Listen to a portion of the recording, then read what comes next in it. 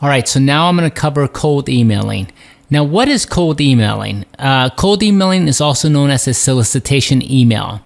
And that is any email that you send out that you do not have a relationship with someone and you want to solicit them for a partnership or to be a client.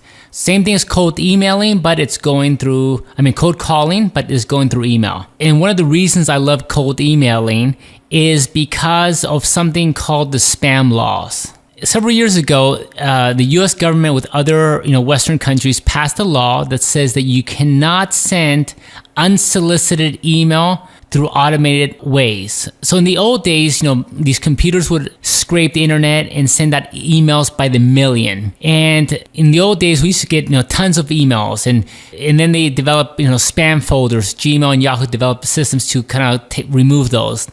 Now our email box is very empty unless you subscribe to something. Now this is great because it gives us a new opportunity.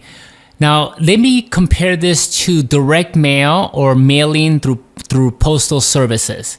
In the old days, sending direct mail was very cheap because people could send direct mail for a couple cents a piece. Now, to send out first-class mail, it costs anywhere between 50 cents to $1 per piece. So if you notice and you go out to your mailbox, you'll notice that the volume of the mail pieces that you receive are a lot less.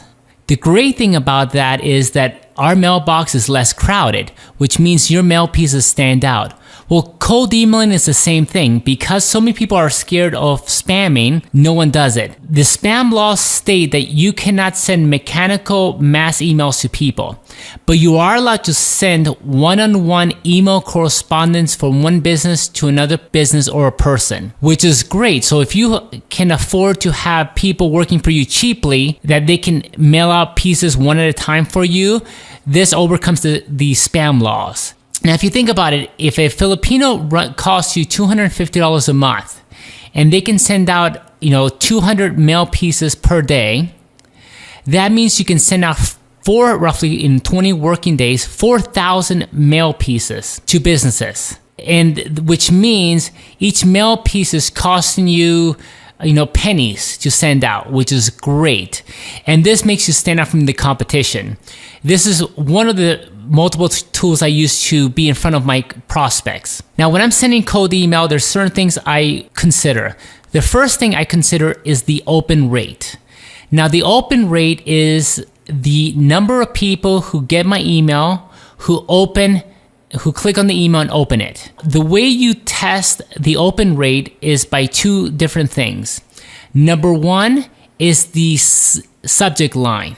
The text that you have in the subject line of the email will determine and will affect the open rate of your email. The second thing you're testing for is who is the email from. Now, in my years of doing cold emails, I've noticed that a woman's name has a higher open rate than a man's name. So I tend to test my cold emails using a woman's name. Now, of course, you can do A/B testing to determine that, to see if you send out 100 emails with a woman's name compared to a male's name, do they have different open rates? So that's the first thing that you want to test in your cold emails is, are your emails being opened? Now, there's a couple tools out there that you can be using. One of them is called Yesware.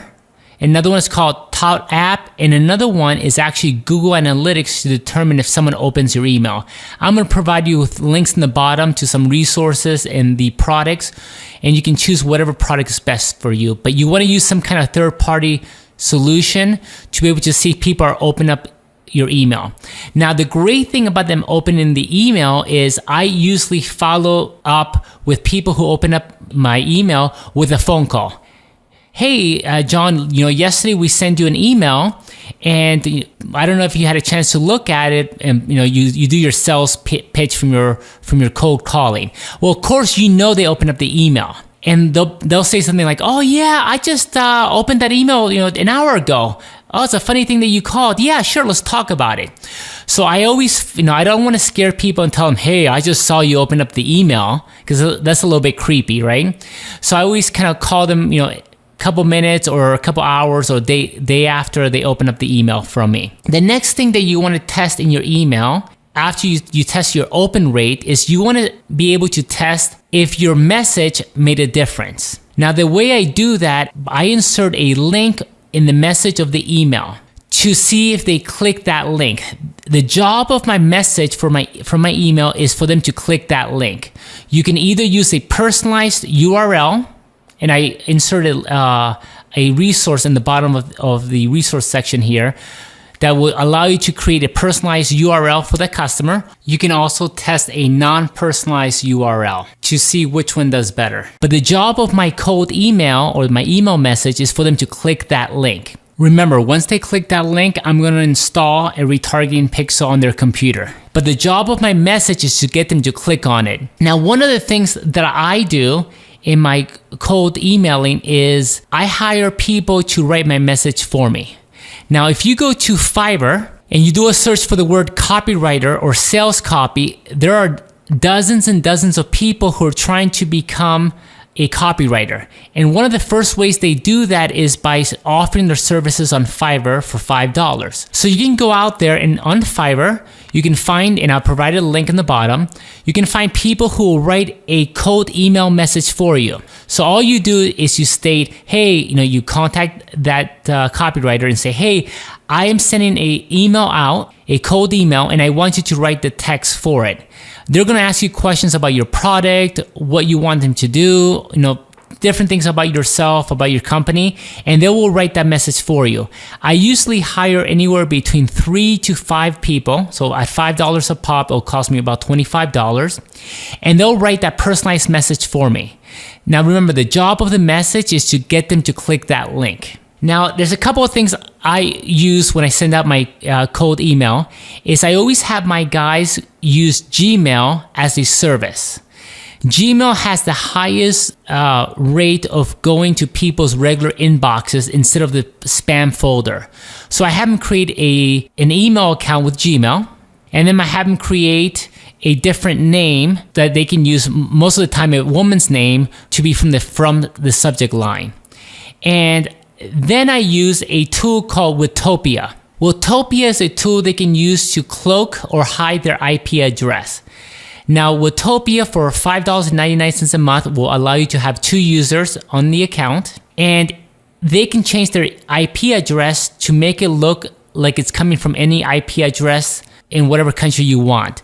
In my case, I want my Filipinos or whoever I hire to have an IP address in the US. That reduces the number of emails that go into the spam folder. And the reason I do this is I want Gmail to think that that user is coming from the US and that they're sending emails to US users. Now, if you're in Germany, of course, you're going to have them choose a German email address and email German people. So that's one way you can use to avoid ending up in people's spam folders. One of the things you have to consider about cold emailing is usually what I do is I send a cold email to someone and then I follow that up with a cold call. Remember, the job of the cold email is to get them to click that link so that you can install a retargeting pixel on their computer. Now, in the bottom here, I provided you a tool of the spreadsheet I use for my guys to track the number of open rates that an email produces and then the number of clicks that they get on a link. And the reason I do this is, remember what I said before, is I A/B test everything. I use my gut instinct to determine if I'm going to test something, but I use stats to tell me if something's actually working.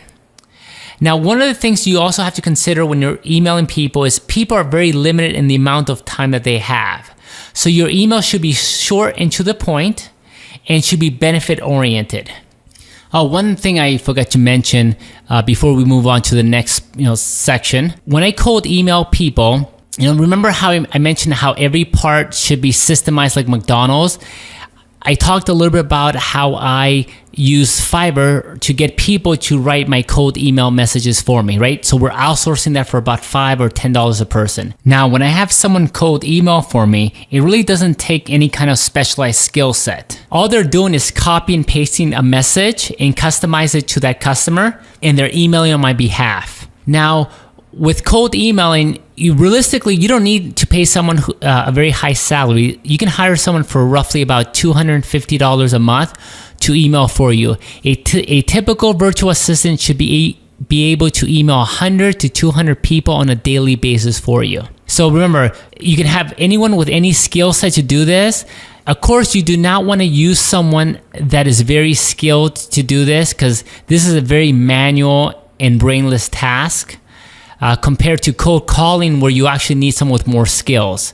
So for the cold emailing, I take someone at the cheapest hourly rate to do that for me. And anyone with any skill set can do this for you. All right, so now we're going to go ahead and move on to the next module.